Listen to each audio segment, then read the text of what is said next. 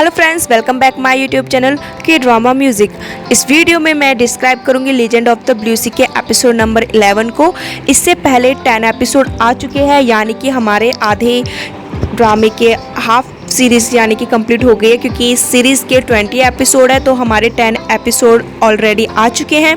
अगर आप इस चैनल पर नए हैं और इस वीडियो को देख रहे हैं तो मैं आपको सजेस्ट करूंगी पहले आप जाकर बाकी के 10 एपिसोड्स को देख लीजिए, तभी आपको यह एपिसोड अच्छे से समझ में आएगा। सो प्लीज़ गाइस जाइए और उन बाकी के एपिसोड्स को देख लीजिए। मैं उनका लिंक डिस्क्रिप्शन में दे दूँगी, जहाँ से आप ईज़िली बाकी के एपिसोड्स को देख सकते हैं। सो गाइस ये एपिसोड शुरू करते हैं। तो लेकिन इस एपिसोड को शुरू करने से पहले मैं बता दूं कि अगर अभी तक आपने मेरे के ड्रामा म्यूज़िक चैनल को सब्सक्राइब नहीं किया है तो प्लीज़ जल्दी से जाए और इस चैनल को सब्सक्राइब कर लें, ताकि इस चैनल पर आने वाले नए वीडियोस का नोटिफिकेशन आपको मिलता रहे और आप उन नए वीडियोस को मिस ना करें।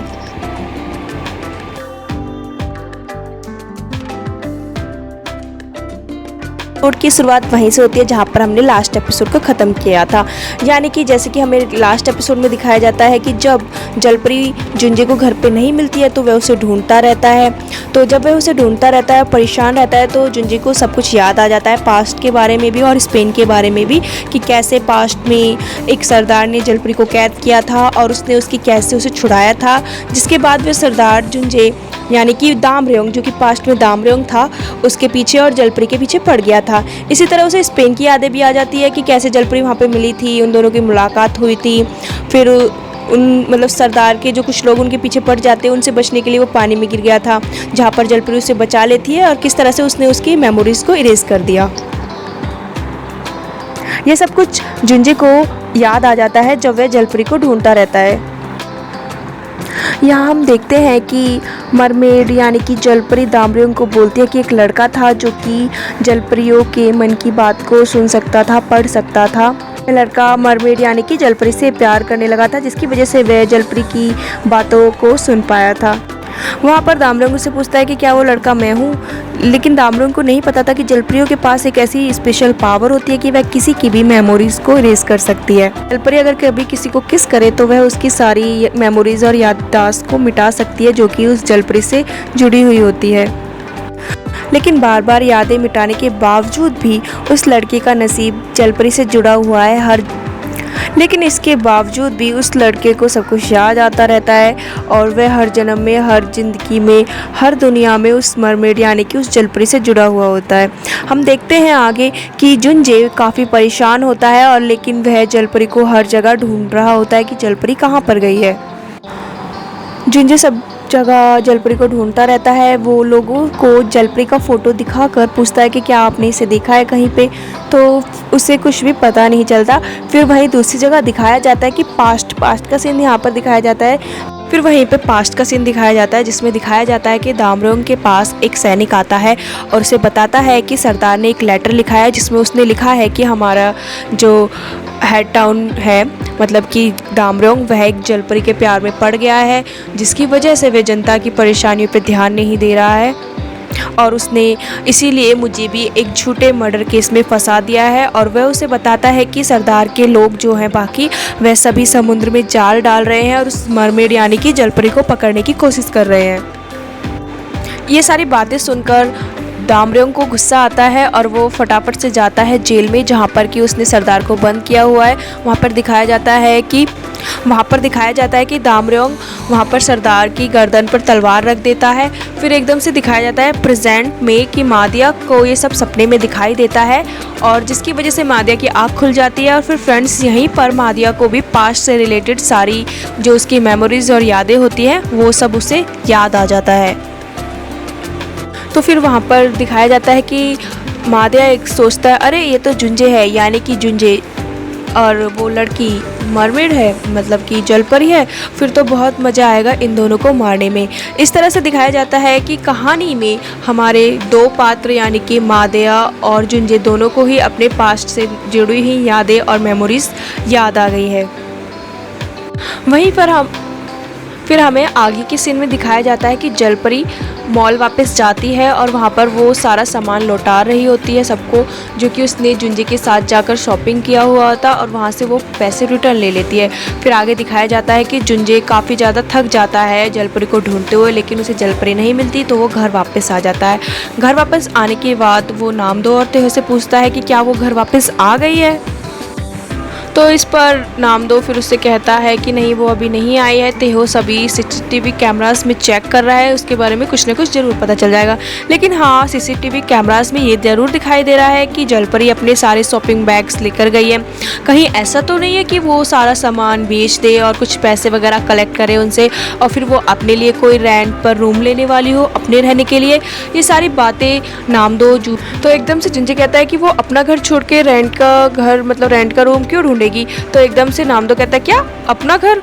तुम ही तो हमेशा कहते रहते हो कि तुम्हारा घर है ये, तुम इस घर के ओनर हो, ऐसे मतलब नामदो उससे कहता है। फिर दिखाया जाता है कि जुंजे तेहो से कहता है कि यार जल्दी करो, ढूंढो, कैसे है करो तुम, अब तक तुम एक लड़की को नहीं ढूंढ पाए हो। इस पर तेहो उससे कहता है कि ऐसे कैसे मैं एकदम से ऐसे ढूंढ दूँ, इसमें समय लगता है, मॉल में कितने सारे कैमरास है, सभी को मुझे चेक करना पड़ेगा, थोड़ा सा टाइम तो लगेगा। मॉल में कितनी भीड़ होती है, वहाँ पे कितने सारे लोग होते हैं, एक लड़की को ढूंढना और वो भी कुछ मिनट में ढूंढना थोड़ा पॉसिबल नहीं है, इसके लिए थोड़ा सा समय लगेगा। तेहो उससे कहता है कि थोड़ा सब्र करो, वो मिल जाएगी। फिर दिखाया जाता है कि वो तीनों मिलके उसे मतलब ढूंढते रहते हैं, ऐसे ही लैपटॉप वगैरह पे चेक करते रहते हैं। फिर दिखाया जाता है दूसरी साइड मॉल में जलपरी मतलब घूमती रहती है, तो उसे एक झूला दिखाई देता है। वो काफ़ी दुखी और सैड होती है, तो वो जाकर उस झूले पर बैठ जाती है।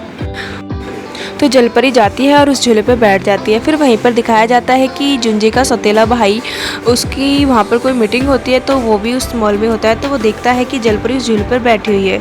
तो वहाँ पर जो मॉल का स्टाफ होता है वो देखता है कि जिस झूले पर जलपरी बैठी हुई है उस पर छोटे बच्चे बैठते हैं, बड़े लोगों का बैठना, अडल्ट लोगों का बैठना वहाँ पर अलाउ नहीं है। तो वो कुछ लोगों को भेजने वाला होता है ताकि वो उस लड़की को उस झूले से हटा दे, लेकिन तभी जुंजे का सौतेला भाई उन्हें रोक देता है और कहता है कि रहने दीजिए, वैसे भी मॉल को बंद करने का समय हो गया है और यहाँ पर कोई भी नहीं है, तो प्लीज़ इस लड़की को आप बैठे रहने दीजिए। तो वो लोग उसकी बातें मान लेते हैं और वहाँ पर कुछ नहीं कहते जलपरी को, और जलपरी को वहाँ पर बैठा हुआ छोड़ देते हैं। फिर दिखाया जाता है कि मॉल बंद हो जाता है, तो जलपरी मॉल से बाहर आती रहती है, तो वहाँ पर उसे चिहुन मिलता है। चिहुन को देखकर जलपरी उससे कहती है, ओह हुजिनजे फैमिली। तो इस पर चिहुन उससे कहता है कि मेरा नाम चिहुन है, आप मुझे चिहुन कह सकती हैं। और वो उससे पूछता है कि क्या आपके साथ जुंजे नहीं आया। फिर चिहुन जलपरी से कहता है कि अगर तुम्हें कोई प्रॉब्लम नहीं है तो मैं तुम्हें घर पर छोड़ सकता हूँ। तो वो उससे पूछता है कि वैसे तुम कहाँ पर रहती हो। तो जलपरी उससे कहती है कि मैं हुजुनजी के साथ रहती हूँ। तो ये बात सुनकर वो थोड़ा शॉक हो जाता है। तो फिर जलपरी उससे कहती है कि मैं ऊपर रहती हूँ और हुजुनजी नीचे रहता है। तो वो कहता है ओह अच्छा। फिर कहता है चलो तो मैं आपको वहाँ पर छोड़ देता हूँ। तो फिर जलपरी कहती है क्या तुम मुझे कहीं और छोड़ सकते हो। जलपरी चिहुन को कहते हैं कि मुझे सोना छोड़ दो। तो इस पर चिहुन कहता है कि क्या आप यहाँ पर रह पाओगे, मतलब यहाँ पर कंफर्टेबल होगा। तो वो कहती है हाँ, मैंने टीवी में देखा है जो लोग अपना घर छोड़ देते हैं वो यहीं पर रहते हैं। फिर दिखाया जाता है कि जलपरी मेन लॉकर रूम में जाती रहती है, तो एकदम से चिहुन उसे रोक लेता है और कहता है कि फीमेल्स का लॉकर रूम ये है, तो आप यहाँ पर जाइए। फिर दिखाया जाता है कि जलपरी जो उसके बैग में सामान होता है, पैसे वगैरह, वो सब कुछ वो लॉकर रूम में रख रही होती है। तो वहाँ पर कुछ लड़कियाँ होती है जो कि उसे देख लेती है पैसे वगैरह रखते हुए। वहीं दूसरी तरफ दिखाया जाता है कि घर पर जुंजे, नामदो और तेहो तीनों ही मिलकर जलपरी को ढूंढते रहते हैं, सीसीटीवी कैमरास में चेक करते रहते हैं कि ताकि उसके बारे में कुछ पता चले। लेकिन फिर तेहो और नामदो सो जाते हैं, लेकिन रात भर जुंजे सीसीटीवी कैमरास को चेक करता रहता है कि उससे कुछ ना कुछ जलपरी के बारे में पता चल जाए। जुंजे को पूरी रात नींद नहीं आती है, लेकिन जैसे ही सुबह होती है तो वो जल्दी से तैयार होता है और जलपरी की वो जो बेगर फ्रेंड होती है उसके पास जाता है कि ये सोच के क्या पता जलपरी वहाँ पर हो और या फिर उसे उसके बारे में कुछ पता हो। जब वो वहाँ पर जाता है और उनसे मिलता है तो उसे उनके बारे में कुछ भी पता नहीं होता, मतलब कि उसकी जो बेगर फ्रेंड होती है उसे कुछ आइडिया नहीं होता। लेकिन वो जो होती है बेगर फ्रेंड, वो उससे कहती है जुंजे से कि ये तुम्हारी गलती है, तुमने पक्का उसे कुछ ना कुछ ऐसा कहा होगा जिसकी वजह से उसने घर छोड़ दिया है। वो उससे कहती है कि जब तक वो तुम्हारे साथ है तुम्हें उसे अच्छे से उसकी केयर करनी चाहिए, जब वो तुम्हें छोड़ के चली जाएगी तो फिर उसके बाद तुम सिर्फ रिग्रेट करते रहोगे, ऐसे बोलती रहती है वो उससे। तो फिर जुंजू उससे कहता है कि अगर आपको अगर आपको जलपरी के बारे में कुछ पता चले तो प्लीज़ उसे बोलना कि वो मुझे कांटेक्ट करे। ऐसा बोलकर जुंजे वहाँ से चला जाता है। फिर आगे दिखाया जाता है कि जुंजे वापस जाकर अपनी कार में बैठ जाता है, तो वहाँ पर वो अपने सेल फ़ोन में जलपरी की लोकेशन चेक करता रहता है कि कहीं पता चल जाए कि जलपरी कहाँ पर है। लेकिन जलपरी अपना फ़ोन स्विच ऑफ करके अपने बैग और लॉकर वगैरह में रख दे देती है, तो इसकी वजह से जुंजे को उसकी लोकेशन के बारे में कुछ भी पता नहीं चलता। फिर वहीं पर दिखाया जाता है कि वो लड़कियाँ जो कि कुछ समय पहले जलपरी को देख रही थी लॉकर में सामान रखते हुए, वह उसका सारा सामान चुरा लेती है। तो वो उसके बैग से पैसे वगैरह निकाल लेती है। फिर वो देखते हैं कि फ़ोन काफ़ी महंगा है, तो वो उसे भी ले लेती है और उसे ऑन कर देती है। जैसे ही वो लोग फ़ोन को ऑन करते हैं तो इसका नोटिफिकेशन जुंजी के फ़ोन पर चला जाता है। जैसे ही जुंजे को जलपरी का लोकेशन मिलता है तो वो तुरंत वहाँ के लिए निकल जाता है। तो वो देखता है कि जहाँ पर उसका लोकेशन शो हो रहा है वो एक छोटी सी गली होती है। तो वो वहाँ पर जाके देखता है तो वहाँ पर कुछ लड़कियाँ होती हैं जो कि पैसों को आपस में डिवाइड कर रही होती है। और वहीं पे वो देखता है कि उनके पास सिमचन यानी कि हमारी जलपरी का बैग वगैरह होता है। तो हुजुन जो उनके पास जाता है और उनसे जलपरी का फ़ोन ले लेता है और उनसे पूछता है कि ये फ़ोन तुम्हें कहाँ से मिला है। तो वो लड़की कहती है मेरा फ़ोन है। फिर हुजुन जो उस फ़ोन पे कॉल मिलाता है और उन्हें दिखाता है ये देखो ये मेरी गर्लफ्रेंड का फ़ोन है, अब तुम बताओ कि ये सब तुम्हें कहाँ मिला है और वो कहाँ पे है। ऐसे वो उनसे सवाल करने लग जाता है। तो लड़कियाँ कहती है हमें नहीं पता। ऐसे वो अवॉइड करने की कोशिश करती है। लेकिन फिर हुजुन जो उनसे कहता है कि तुम मुझे सिर्फ उसका एड्रेस बता दो, उसकी लोकेशन बता दो, पैसे चाहे तो तुम रख सकती हो। तो वो लड़कियाँ बता देती है कि वो सोना में है, मतलब उस जगह का एड्रेस बता देती है हुजुनजे को। फिर हुजुनजे क्या करता है कि उनसे पैसे भी ले लेता है और बैग भी ले लेता है। फिर कहता है कि मैं तुमसे भी बड़ा फ्रॉड हूँ और वो उस सोना जगह के लिए निकल जाता है। वहीं दूसरी तरफ सोना में दिखाया जाता है कि हुजुनजे का भाई और जलपरी दोनों एक साथ बैठे हुए होते हैं और सुबह का नाश्ता कर रहे होते हैं। तो तभी उसका भाई उससे कहता है कि मुझे आप कुछ ठीक नहीं लग रही है, लगता है आप कल रात यहाँ पर आराम से सो नहीं पाई है और आज मेरा ऑफ था, मतलब मेरी छुट्टी थी, तो इसलिए मैंने सोचा क्यों ना मैं आपके पास आ जाऊँ। फिर तभी दिखाया जाता है कि हुजुनजे भी वहाँ पर पहुँच जाता है और जैसे ही वो जलपरी को देखता है तो उसकी जान में जान आती है और वो झट से जलपरी को अपने गले लगा लेता है। तो फिर वो वहाँ पे जलपरी से कहता है कि तुम्हारा दिमाग तो ख़राब नहीं है, ऐसे कैसे तुम बिना बताए घर छोड़ के आ सकती हो, और तुम्हें किसने कहा था घर छोड़ के आने के लिए, और तुम्हें यहाँ के बारे में कैसे पता चला, तुम्हें इस जगह के बारे में कैसे पता चला जो कि तुम यहाँ पे आ गई। तो इस पर जलपरी उससे कहती है कि मुझे यहाँ पर चिहुन ने छोड़ा है। तो हुजुन से कहता है चिहुन। फिर वो एकदम उस चिहुन की साइड में देखता है तो उसे चिहुन दिखाई देता है। फिर वो चिहुन से कहता है तुम यहाँ क्या कर रहे हो। तो इस पर चिहुन से कहता है देखो गलत मत समझो, कल कोइंसिडेंटली ये मुझे मॉल में मिली थी। तो वो फिर कहता है कि कल मुझे मॉल में मिली थी, तो फिर इन्होंने कहा कि इन्हें घर नहीं जाना है, तो इसलिए मैंने कल इन्हें यहाँ पर छोड़ दिया। तो ये बात सुनकर जुंजे उनसे कहता है ठीक है कोई बात नहीं। फिर वो जलपरी से कहता है तुम मेरे साथ चलो, मुझे तुमसे कुछ इंपॉर्टेंट और प्राइवेट बात करनी है। फिर जुंजे पर जलपरी को ले जाता है और वहाँ पर बैठ जाता है साइड में अकेले, और फिर वहाँ पर उससे वो प्राइवेट बात करने लग जाता है। तो जब वो दोनों एक साथ बैठे हुए होते हैं तो वहाँ पर जलपरी से कहती है कि मैंने वो सारा सामान और वो कपड़े वापस कर दिए, मतलब कि रिटर्न कर दिए, और उनके बदले मैंने पैसे ले लिए। तो तभी जुंजे उसे कहते हैं हाँ मुझे पता है और मुझे वो पैसे मिल गए। तो इस पर जलपरी से कहती है कि कैसे, तुम्हें वो पैसे कैसे मिल गए। तो तभी जुंजे उसे उसका फ़ोन देता है। तो वो उससे कहता है कि ये लो तुम्हारा सेल फ़ोन, और उससे कहता है कि तुम्हें अपना ध्यान रखना चाहिए। माना कि मैं बहुत बुरा इंसान हूँ, लेकिन इस दुनिया में मुझसे भी ज़्यादा बुरे इंसान है, इसलिए तुम्हें अपना ख्याल रखना चाहिए। तो फिर हुजुनजे से पूछता है कि तुमने कुछ खाया है।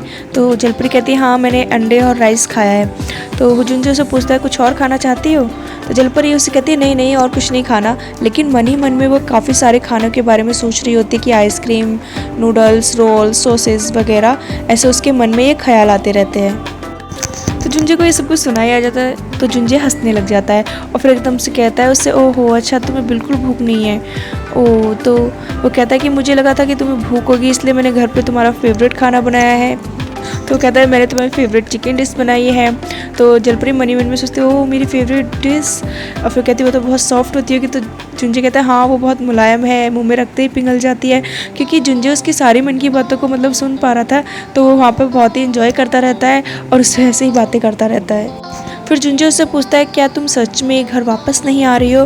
तो जलपरी कहती है नहीं। फिर जुंजे पूछता है क्यों, ऐसा क्यों?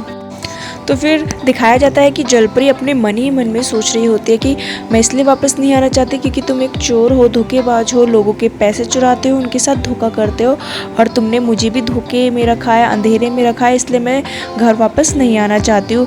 इस तरह की बातें जलपरी अपने मन ही मन में सोच रही होती है। वहीं दूसरी तरफ जुंजे इन सारी बातों को सुन लेता है। तो फिर सारी बातें जब जुंजे सुन लेता है तो वो कहता है ठीक है, अगर तुम्हें नहीं आ रहा तो कोई बात नहीं, लेकिन तुम मुझे बिगर गुड बाय बोले नहीं जा सकती, तो इसलिए तुम यहीं पर रहो। तो ऐसे बोलकर वो जाने लग जाता है। जब जुंजे वहाँ से बाहर आ जाता है तो वो कान लगा के सुनने लग जाता है कि क्या पता वो मन में सोच रही है कि जुंजे मत जाओ ऐसा करके, लेकिन जलपरी वहाँ पर उस टाइम पे कुछ नहीं सोच रही होती, मतलब मन में, तो उसे कुछ सुनाई नहीं आता। फिर वो कहता है अरे यार क्या, ये तो कुछ भी नहीं सोच रही है। फिर दिखाया जाता है कि वो वहाँ से बाहर आता रहता है तो उसे लॉबी में अपना भाई मिलता है। तो वहाँ पर उसका भाई उसे कहता है कि पापा की तबीयत ख़राब है। इस पर जुंजे उसे कहता है तो फिर मैं क्या करूँ? तो वो वहाँ से जाने लग जाता है, लेकिन वो जाता नहीं है, वापस आता है और अपने भाई से पूछता है क्यों, ऐसा क्या हुआ है पापा को? तो फिर उसका भाई उससे कहता है कि उनकी आंखों की जो नज़रें हैं वो काफ़ी कमज़ोर हो रही है और उनकी आई साइट बिल्कुल जाने लगी है, अब उन्हें देखने में बहुत ही ज़्यादा प्रॉब्लम होने लगी है। तो वहाँ पर उसका भाई उससे कहता है कि तुम्हें आकर उनसे मिलना चाहिए। तो इस पर जुंजो से कहता है कि तुम हो ना उनका ध्यान रखने के लिए। फिर जुंजो से कहता है कि ऐसा करो कि तुम उन्हें ज़्यादा काम मत करने दो, उन्हें रेस्ट करने दो और बाकी सब कुछ तुम संभालो। तो इस पर उसका भाई कहता है हाँ ऑलरेडी मैं सब कुछ संभाल रहा हूँ, लेकिन जुंजे, तो यहाँ पर उसका भाई उससे कहता है कि देखो जुंजे, मानता हूँ कि तुम दुखी हो, अपसेट हो, लेकिन वो तुम्हारे रियल फादर है। लेकिन हाँ मुझे भी मेरी लाइफ में वो मेरे पहले पापा है जो कि मुझे मिले हैं और उसके लिए मैं काफ़ी ज़्यादा एहसानमंद हूँ। तो वहाँ पर उसका भाई उससे कहता है कि मैं तुम्हारे फादर को, मतलब तुम्हारे पापा को तुमसे नहीं चुराना चाहता था, लेकिन मैं उनके एहसानों का बदला चुकाना चाहता था, इसलिए मैं उनको प्रोटेक्ट करता हूँ, उनकी केयर करता हूँ। तो वो उससे कहता है कि इसलिए मैं चाहता हूँ कि तुम एक बार आओ और उनसे मिल लो। इस पर जुंजो उससे कहता है कि हाँ ठीक है ना, तुम बने रहो उनके बेटे, अब तो तुम्हें तुम्हारे पापा मिल गए, मुझसे तुमने मेरे फादर को छीन लिया है, तो बने रहो उनके और एहसानों का बदला उतारते रहो उनके। ऐसा बोलकर जुंजे वहाँ से चला जाता है। वहीं दूसरी तरफ दिखाया जाता है कि पुलिस ऑफिसर जो कि मादिया के केस पर रिसर्च कर रहे हैं, वो लोग बैठकर मीटिंग कर रहे होते हैं, जहाँ पर कि वो डिस्कस करते हैं कि मादिया की लाइफ में एक साल में एक लेडीज़ थी जिसका नाम कैंग जी ह्यून था, लेकिन उसके बारे में कुछ ज़्यादा इन्फॉर्मेशन नहीं है। लेकिन मादिया एक ऑर्फन में से है और जिस उसका रिकॉर्ड है उसमें सिर्फ ये पता है कि वो ऑर्फन है और उसकी शादी नहीं हुई है, लेकिन ये एक साल में जो उसके साथ लेडीज़ थी ये कौन थी इसके बारे में वो लोग पता लगाते रहते हैं। तो वो लोग फिर कांग जियंग की रजिस्ट्री चेक करते हैं, मैरिज रजिस्ट्री। तो वहाँ पर उन्हें पता चलता है कि वो लेडीज़ 2 बार शादी कर चुकी है और उसके दोनों ही हस्बैंड मर चुके हैं। तो पुलिस ऑफिसर्स उसके पुराने रेजिडेंट्स पर जाते हैं और उसके बारे में आस पड़ोस से जान पूछ करते हैं कि क्या आप बता सकते हैं कि रहते हैं, मतलब कैसे। तो वहाँ पर उसके आस पड़ोस वाले लोग बताते हैं कि हाँ वो यहाँ पर रहते थे और वो उसका हस्बैंड काफ़ी हेल्दी था स्टार्टिंग में, लेकिन पता नहीं धीरे धीरे उसकी तबीयत ख़राब होने लगी और उसकी आईसाइट चली गई, जिसकी वजह से वो एक्सीडेंट में मारा गया। इसी तरह उसके दूसरे हस्बैंड के बारे में भी उन्हें यही पता चलता है कि उसकी भी आईसाइट वीक हो गई थी और उसका देखना बिल्कुल बंद हो गया था और उसकी भी डेथ हो गई। तो ये सारी बातें जब पुलिस को पता चलती है तो ये काफ़ी उन्हें सस्पिशियस लगता है कि कैसे दोनों लोगों की डेथ एक ही रीज़न से हुई है, मतलब कि आंखों की रोशनी जाने की वजह से। तो वो लोग फिर उस औरत मतलब कांजियों को ढूंढने लग जाते हैं, उस पर रिसर्च करने लग जाते हैं। फिर नेक्स्ट सीन में दिखाया जाता है कि जुंजी की सौतेली माँ रेडी हो रही होती है और वहीं पर उनके साइड में उसके हस्बैंड रेस्ट कर रहे होते हैं। तो वो अपने हस्बैंड से पूछते हैं कि तुम्हारी तबीयत ठीक है ना? तो इस पर उसका हस्बैंड कहता है, मतलब जुंजी का फादर, कि नहीं मुझे नहीं लगता कि मेरी तबीयत ठीक है, मुझे दोबारा से जाकर डॉक्टर किम से मिलना चाहिए, उनकी जो मेडिसिन है वो कुछ भी वर्क नहीं कर रही है। ये बात सुनकर एकदम जुंजी की सौतेली माँ कहती है नहीं नहीं हनी, मैंने उनसे फ़ोन पर बात की है, तो डॉक्टर ने कहा है कि तुम्हें जो तुम्हारी मेडिसिन है उन्हें कंटिन्यू रखना होगा और ज़्यादा से ज़्यादा रेस्ट करना होगा। इस तरह से वो अपने हस्बैंड से बोलती है। फिर आगे दिखाया जाता है कि चाशा की भाभी अपने हस्बैंड से कहती रहती है कि कैसे वो लोग एकदम से चले गए, जब तक वो लोग लंच कर रहे थे जब तक तो सब कुछ ठीक था, लेकिन फिर एकदम अचानक से वो लोग कैसे चले गए और फिर वो लोग मेरा फ़ोन भी नहीं उठा रहे हैं। ऐसे करके वो दोनों आपस में डिस्कशन कर रहे होते, तभी पीछे से उसकी मेड यानी कि जुंजी की माँ कहती है कि उन्होंने तुम्हारी पति की आंखों में लालच देख लिया होगा इसलिए वो चले गए। तो वो एकदम से अपने हस्बैंड से कहती क्या, ये क्या कह रही है? तो इस पर उसका हस्बैंड कहता नहीं नहीं ऐसा कुछ नहीं है, मैं तो अपनी आंखों में जो लालच दिखाई देता है उसे छुपाने की कोशिश कर रहा था। तो फिर उनकी मेड उससे कहती है कि मैं तो सिर्फ खाना सर्व करने के लिए 2 मिनट आई थी बाहर, मैंने तो तभी तुम्हारे हस्बैंड की आंखों में वो लालच देख लिया होगा और तुमने तो कितना टाइम उनके साथ स्पेंड किया होगा, तो वो तो समझ गए होगी कि तुम लोग एक लालची इंसान हो, इसलिए शायद वो यहाँ से चले गए, क्योंकि कौन ऐसी प्रॉब्लम में फंसना चाहेगा, कौन लालची लोगों के साथ रिलेशन करना चाहेगा। फिर ये सारी बातें सुन के एकदम चाची की भाभी काफ़ी नाराज़ और गुस्से में आ जाती है और अपने हस्बैंड को सुनाने लग जाती है और कहती है कि मैंने तुमसे कितना कहा था कि ढंग से बिहेव करना, और मैंने कितनी मेहनत की थी उन लोगों को अपने घर पे लंच पे इनवाइट करने के लिए, कितने पापड़ बेले थे, किस तरह से मैंने उन्हें कन्विंस किया था हमारे घर आने के लिए। अब देखो वो लोग चले गए हैं, ऐसे अब क्या करेंगे, हम कहाँ पर अपने पैसे इन्वेस्ट करेंगे, तुम्हें तो कुछ समझ में ही नहीं आता।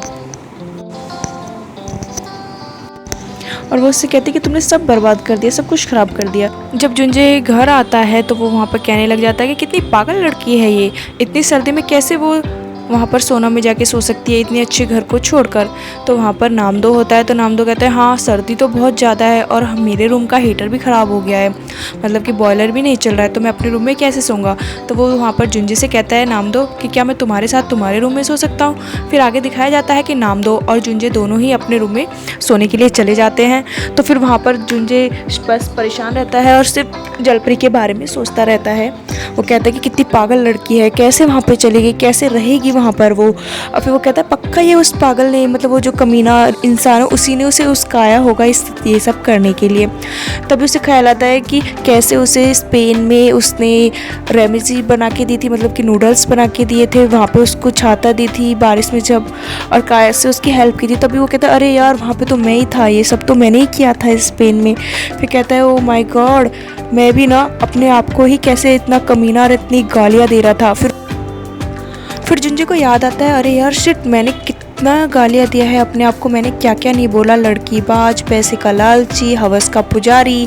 उसे सारी बातें याद आती है जो कि वो कुछ टाइम पहले जलपरी को बोलता है उस लड़के के बारे में सोचकर, लेकिन उसे पता चलता है कि वो लड़का तो मैं ही निकला जो कि स्पेन में था जलपरी के साथ। ये सब सारी बातें सोचकर जुंजे एकदम फ्रस्ट्रेटेड हो जाता है और बेड पर ऊपर नीचे ऐसे ही करने लग जाता है। तो एकदम नामदो जो बेड पे लेटा होता है वो उठ जाता है और कहता है क्या कर रही हो तुम, क्या हुआ है तुम्हें। तो जुंजे ऐसे ही चिल्लाता, मतलब कहता रहता है कि कितना पागल हो, मैंने कैसे अपने आप को इतनी सारी गालियाँ देती, और नामदो को कुछ भी समझ में नहीं आता रहता। तो वो उससे पूछता है कि क्या कह रहे हो तुम, मुझे कुछ समझ में नहीं आ रहा है। फिर जुंजे को एकदम से याद आता है कि जिस लड़के के बारे में सिंचन यानी कि जलपरी बोल रही थी उससे कि वो कितना अच्छा लड़का है, केयरिंग है, मेरी का ख्याल रखता है मेरा। तो वो कहता है कि अरे यार वो तो मेरे ही बारे में बोली थी, वो मेरी ही तारीफ़ करी थी, वो मुझे इतना अच्छा बोली थी, मतलब कि जलपरी की लाइफ में और कोई लड़का नहीं है, वो मुझे ही पसंद करती है, मुझे ही प्यार करती है। ये सारी बातें सोचकर जुंजे एकदम से खुश हो जाता है।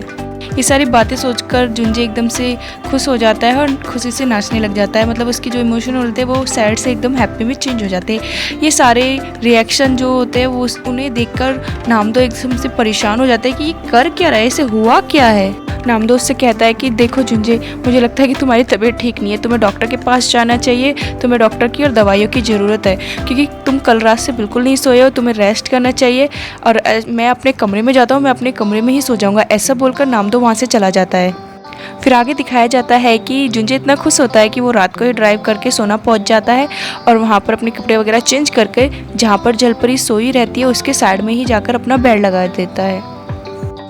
फिर दिखाया जाता है कि जुंजे और जलपरी दोनों एक दूसरे के बहुत ही ज़्यादा करीब, मतलब आसपास लेटे हुए होते हैं। ये काफ़ी ही ज़्यादा रोमांटिक मोमेंट होता है। तो फिर वहाँ पर दिखाया जाता है कि जलपरी की आंखें खुल जाती है, तो वो जलपरी जुंजे को अपने सामने देख के काफ़ी खुश होती है और अपने मन ही मन सोचती है कि जुंजे प्लीज़ तुम अपनी ऐसी आंखें बंद रखना, ताकि ना तो मुझे तुमसे झूठ बोलना पड़े, ना तुम्हें, और ना ही मैं फिर तुम पे गुस्सा करूँगी।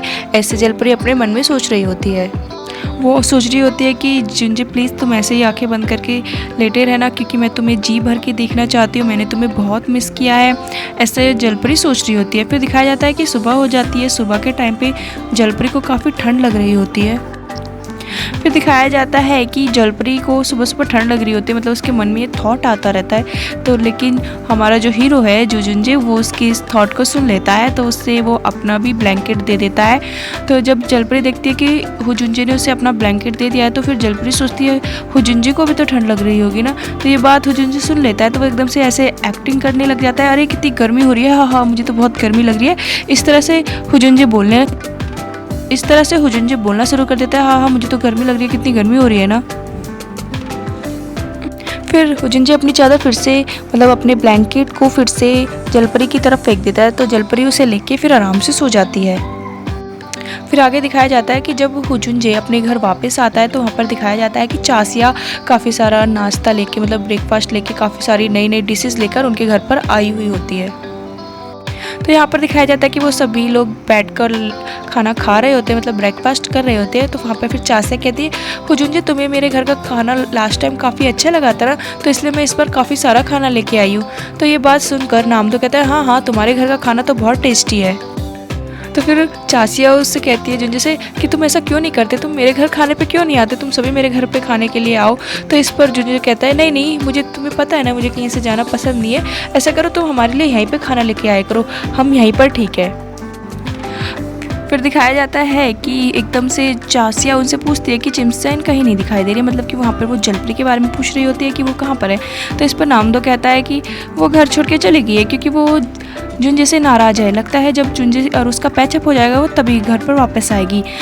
ये सुन के तीहो एकदम गुस्से से देखता है जुंजे को और सोचता है कि इसी की वजह से जलपरी को इतनी सर्दी में घर से बाहर जाकर सोना पड़ रहा है।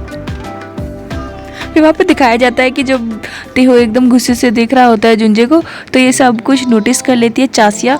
जब खाना ख़त्म हो जाता है तो चासिया तीहो को साइड में ले जाती है और उससे बात करती है, कहती कि तीहो तुम्हें ऐसे भी इतना ज़्यादा रिएक्ट नहीं करना चाहिए, मैंने देखा खाने के टाइम पे तुम कैसे गुस्से से जुंजे को देख रहे थे। तो वहाँ पर उससे कहती है कि तुम्हें इतना जेलस, इतना गुस्सा नहीं करना चाहिए था, तुम्हें पता है ना कि मैं जुंजे को पसंद करती हूँ, तो तुम्हें ऐसे बिहेव नहीं करना चाहिए। तो फिर एकदम तीहो कहता है, अरे हाँ मैं तो भूल ही गया था कि तुम जुंजे को पसंद करती हो।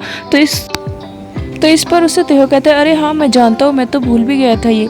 तो फिर चासी कहती है, देखो झूठ मत बोलो, मुझे पता है कि तुम मुझे लाइक करते हो, और ऐसे कोई इतनी जल्दी मूव ऑन कैसे कर सकता है। तुम इसलिए झूठ बोल रहे हो ताकि मैं कंफर्टेबल फील करूँ, मेरे मन की तसल्ली के लिए तुम झूठ बोल रहे हो, तो प्लीज़ ऐसे मत बोलो। फिर वो उससे कहती कि लाओ तुम्हारे पास क्या मेरा फ़ोन नंबर है, तो वो कहता है नहीं। तो उससे उसका फ़ोन छीनने लग जाती है, कहती लाओ लाओ मुझे अपना फ़ोन दो। और फिर अपना फ़ोन नंबर वो तीहो के फ़ोन में सेव कर देती है और उससे कहती है, चासिया वहाँ पर तीहो को अपना नंबर देते हुए कहती है कि देखो मैं जानती हूँ अगर तुम्हें मेरी बहुत ज़्यादा याद आए तो दिल में मत रखना और मुझे कॉल कर लेना, क्योंकि मैं जानती हूँ मैं तुम्हें अपना दिल नहीं दे सकती, लेकिन मैं नहीं चाहती कि तुम उसकी वजह से बीमार हो जाओ, लेकिन मैं तुम्हारे लिए ड्रिंक बाय कर सकती हूँ, तो जब भी तुम्हें मेरी याद आए तो तुम मुझे कॉल कर सकते हो। फिर हम नेक्स्ट सीन में देखते हैं कि सोनामी जलपरी पुल के पास खड़ी होती है। तभी ऐसा होता है कि वो गिरने वाली होती है, लेकिन जुंजे उसे बचा लेता है। अगर जलपरी गलती से भी पानी में गिर जाती तो उसकी टेल आ जाती, जिसकी वजह से वहाँ पर जो भी लोग मौजूद थे उन्हें जलपरी की सच्चाई के बारे में पता चल जाता। फिर दिखाया जाता है कि जुंजे जलपरी को लेकर अंदर आ जाता है, तो वो लोग वहाँ पर बैठे हुए होते हैं। तो वहीं पर दिखाया जाता है कि वहाँ पर पानी का काउंटर सा होता है, तो वहाँ पर कुछ छोटे बच्चे पानी पी रहे होते हैं। तो गलती से उन बच्चे से वो पानी का गिलास गिर जाता है, जिसकी वजह से वो पानी जलपरी के पैरों की तरफ आ जाता है। तो जुंजे एकदम से उस पर गुस्सा करने लग जाता है कि ऐसे कैसे तुम पानी भी पी रहे हो। फिर वहीं पर दिखाया जाता है कि कुछ बच्चे और होते हैं वहाँ पर पिचकारी, यानी कि पिचकारी से खेल रहे होते हैं। तो जुंजे उनसे कहता है ऐसे मत खेलो, यहाँ पर मत आओ। ऐसे करके जुंजे जलपरी को पानी से प्रोटेक्ट करने लग जाता है। तो जुंजे वो जो वहाँ पर वाटर टैंक रखा होता है उसे भी दूर हटा देता है और बच्चों से भी कहता है कि यहाँ पर पानी से मत खेलो, पानी से खेलना खतरनाक है। इस तरह से वो जुंजे जलपरी को प्रोटेक्ट कर रहा होता है। तो वहाँ पर जो लेडीज़ वगैरह और बाकी लोग होते हैं वो ये सब देख रहे होते हैं। तो फिर वो लेडीज़ जलपरी के पास जाती है और उनसे आके कहते हैं कि देखिए मैडम आप घर कब जा रही हो। तो इस पर जलपरी पूछती है क्यों।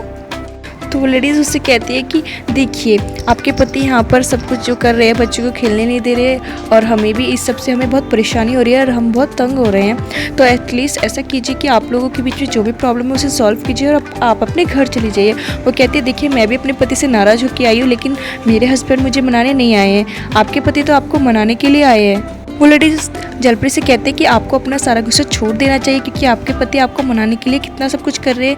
आपको अपना गुस्सा छोड़ना चाहिए और अपने पति के साथ अपने घर जाना चाहिए। फिर दिखाया जाता है कि मरमेड उसकी औरत की सारी बातों को सुन के, मतलब जैसे कि वो पति वगैरह बोलती रहती है आपके हस्बैंड, इन सारी बातों को सुन के जलपरी काफ़ी खुश हो रही होती है। फिर अगले सीन में दिखाया जाता है कि चाची की भाभी अपनी बेटी को लेने के लिए स्कूल जाती है, तो वहीं पर वो लड़की भी पढ़ती है जो कि जलपरी की फ्रेंड है। तो वहाँ पर वो उसे देख के एकदम प्यार से बात करने शुरू कर देती कि अरे तुम्हें स्विमिंग क्लासेस ज्वाइन करनी थी तो मैं टीचर से बात करूँगी, वो तुम्हें उसमें एडमिशन दे देगी। ऐसे बड़े प्यार से चाचा की भाभी वहाँ पर बात कर रही होती है। फिर उससे पूछती है कि वो जो तुम्हारी आंटी है तुम्हारे साथ रहती है वो कहाँ है। तो इस पर वो छोटी लड़की कहती है कि नहीं वो यहाँ पे नहीं है, काफ़ी टाइम हो गया मैं उनसे भी नहीं मिली हूँ। तो चाचा की भाभी कहती है अच्छा जब तुम उनसे मिलो तो तुम उनसे मेरे बारे में बात करना, ठीक है। तो फिर वो छोटी लड़की कहती है ठीक है, जब मैं उनसे मिलूंगी तो मैं उन्हें बता दूंगी। तो इस पर चाचा की भाभी उससे पूछती कि क्या बताओगे तुम उन्हें। तो एकदम से वो लड़की कहती है मैं उन्हें बताऊंगी कि एक और आंटी बेवजह मेरे साथ ज़्यादा ही स्वीट बनने की कोशिश कर रही है। तो फिर चाचा की भाभी कहती है ओहो तुम तो कुछ ज़्यादा ही ऑनेस्ट हो। तो फिर चाचा की भाभी उस लड़की से कहती है ऐसा करो कि तुम उनसे बोलना कि एक आंटी आजकल मेरी कुछ ज़्यादा ही केयर कर रही है, मेरा काफ़ी ख्याल रखती है, तुम उनसे ऐसा बोलोगी तो ज़्यादा अच्छा होगा। तो वो छोटी लड़की कह देती है ठीक है। फिर आगे दिखाया जाता है कि सोना में वो छोटी लड़की भी जाती है और जलपरी से मिलती है और वहाँ पर उससे कहती है कि चाचा की भाभी मतलब वो जो आंटी होती है वो आजकल मेरी काफ़ी ज़्यादा केयर कर रही है, ऐसे करके वो जलपरी से कहती है। तो इस पर जलपरी कहती है क्या सच में वो ऐसा कर रही है। तो वो छोटी लड़की कहती है नहीं ऐसा नहीं है, ये सब उन्होंने मुझे बोला है तुमसे बोलने के लिए। फिर वो छोटी लड़की जलपरी को बताती है कि मेरे स्कूल में क्रिसमस का फंक्शन है लेकिन मैं बिल्कुल भी एक्साइटेड नहीं हूँ क्योंकि मेरी मम्मा काफ़ी बिजी रहती है, वो कभी भी मेरा परफॉर्मेंस देखने नहीं आती है, इसलिए मुझे बिल्कुल भी खुशी नहीं हो रही है। स्कूल जाने का मन नहीं है क्योंकि वहाँ पर सभी लोगों के सबके पेरेंट्स आते हैं, मम्मी पापा आते हैं, लेकिन मेरा कोई नहीं है, तो मैं वहाँ पर अकेली रहती हूँ और फिर सब बच्चे मेरा मजाक उड़ाते हैं, तो इसलिए मेरा बिल्कुल भी मन नहीं है कि मैं फंक्शन में जाऊँ। तो इस बात को सुनकर जलपरी उसे कहती है देखो वहाँ पे एक ट्री है और वहाँ पे सेंटा क्लॉज भी है, तुम जाओ और अपनी विश उस ट्री पे टांगो तो तुम्हारी विश पूरी हो जाएगी। तो इस पर वो छोटी बच्ची कहती है दीदी आप क्या कोई छोटी बच्ची हो क्या, सेंटा क्लॉज वगैरह कुछ नहीं होता, ऐसे कोई विश पूरी नहीं होती है। लेकिन जब जलपरी कहती है तो वो छोटी बच्ची अपनी विश लिखती है और उस क्रिसमस ट्री पर लगा देती है। तो वहाँ पर जलपरी भी अपनी विश लिखती है। ये सब कुछ जुंजे देख लेता है।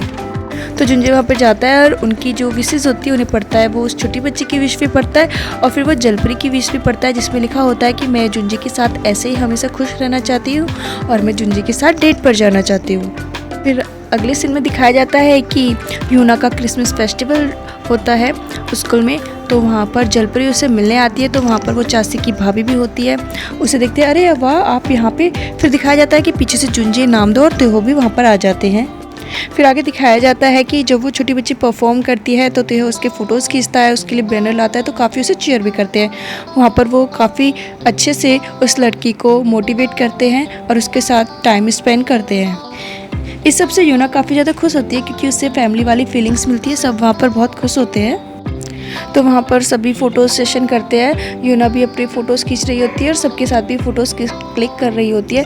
तो ये सब से सभी लोग खुश होते हैं। वहाँ पर जलपरी भी काफ़ी खुश होती है क्योंकि उसे जुंजे के साथ भी टाइम स्पेंड करने को मिलता है। फिर उसके बाद दिखाया जाता है कि फंक्शन ख़त्म हो जाता है और सभी लोग स्कूल से बाहर निकलते रहते हैं। जब वो लोग स्कूल से बाहर निकल कर जा रहे होते हैं तो तभी दिखाया जाता है कि एक गाड़ी उन लोगों को फॉलो कर रही होती है। उस गाड़ी में कोई और नहीं होता, उसमें मादया होता है जो कि जुंजे और जलपरी का पीछा कर रहा होता है। फिर आगे दिखाया जाता है कि नामदो, सिमचन यानी कि जलपरी और जुंजे और ताहो चारों मिलकर एक जगह पर डिनर करने के लिए जाते हैं।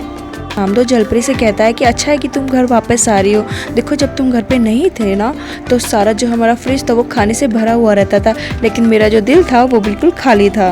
तो वहाँ पर वो कहते हैं मैंने भी तुम्हें बहुत मिस किया। तो वहाँ पर फिर जलपरी कहते हैं कि आज मैंने झूठ बोला लेकिन मैंने ये सब कुछ यूना की खुशी के लिए किया, तो ये ठीक था। तो इस पर नामदो से कहता है कि देखो दुनिया में वाइट लाई यानी कि सफ़ेद झूठ भी होता है जिससे कि किसी को तकलीफ नहीं होती, तो इससे कोई प्रॉब्लम नहीं होती। तो इस पर जलपरी कहती है तुम लोग वाइट लाई यानी कि सफ़ेद झूठ से भी कुछ ज़्यादा ही बोलते हो। तो फिर दिखाया जाता है कि जलपरी जुंजे से कहती है जुंजे तुम मुझे प्रॉमिस करो कि तुम आगे से कभी झूठ नहीं बोलोगे जिससे कि किसी को हर्ट हो, तो ओके तुम मुझे प्रॉमिस करो। ऐसे जुंजे से जलपरी बोलती रहती है। तो जलपरी की बात सुनकर जुंजे उसे कहता है ठीक है मैं प्रॉमिस करता हूँ, मैं आज के बाद कभी भी झूठ नहीं बोलूँगा। तो वहीं पर एकदम नामदो कहता है क्या मैं सही सुन रहा हूँ या फिर ये भी एक यह झूठ बोल रहा है। नाम दो और तेहू से कहता है कि तुम लोग आगे चलो, मैं जलपरी को लेके आने की सिमचैन को लेके आता हूँ। फिर दिखाया जाता है कि जुंजे जलपरी को एक जगह पर लेकर जाता है और वहाँ पर उससे कहता है कि तुम यहाँ पर 2 मिनट रुको, यानी कि वेट करो। तो जुंजे फिर वहाँ से कहीं चला जाता है। वहीं दूसरी तरफ दिखाया जाता है कि जहाँ पर जलपरी और जुंजे होते हैं वहीं पर वो पुलिस आ जाती है जो कि मादिया के केस की इन्वेस्टिगेशन कर रही होती है। तो उन लोगों को पता चलता है कि मादिया कहीं इसी एरिया में है, तो वो लोग वहाँ पर आ जाते हैं मादिया को पकड़ने के लिए। फिर दिखाया जाता है कि जुंजे एक पिंक ऑक्टोपस लेकर जलपरी की तरफ आ रहा होता है, तभी उसे पुलिस रोक लेती है और उससे कहते हैं अरे वाह, हम तो यहाँ पर महादेव को पकड़ने आए थे लेकिन हमें यहाँ पर जुंजे मिल गया, यानी कि पकड़ने शेर को आए थे लेकिन रैबिट हाथ लग गया। तो जुंजे को पुलिस लेकर चली जाती है। फिर हम देखते हैं कि जलपरी वहाँ पर इंतज़ार कर रही होती है, वहाँ पर अकेली होती है। फिर वहीं दिखाया जाता है कि एक जगह से महादेव भी जलपरी को देख रहा होता है, उसे नोटिस कर रहा होता है। देखते हैं कि आगे क्या होगा, क्योंकि पुलिस ने जुंजे को पकड़ लिया है। क्या पुलिस जुंजे को जेल ले जाएगी और उसे जेल हो जाएगी? और वहाँ पर जलपरी खड़ी है और इंतज़ार कर रही है। दूसरी तरफ मादिया की नज़र जलपरी पर है, क्या मादिया आकर जलपरी को पकड़ लेगा? अब यहाँ पर काफ़ी ज़्यादा सस्पिशियस सा हो गया है ड्रामा। गाइस, आगे कहानी में क्या होता है ये जानने के लिए प्लीज़ आप हमारे के ड्रामा म्यूज़िक चैनल से जुड़े रहिए, ताकि आपको इस ड्रामे के आने वाले नए वीडियोस का अपडेट मिलता रहे। इसलिए आप हमारे चैनल को सब्सक्राइब कीजिए। और हाँ, अगर आपको ये वीडियो पसंद आए तो प्लीज़ इस वीडियो को लाइक, शेयर एंड कमेंट करना मत भूलिएगा। सो गाइस, अगर आपको ये वीडियो पसंद आए तो please like, share and comment जरूर कीजिएगा। अब हम मिलते हैं अपने नेक्स्ट वीडियो में।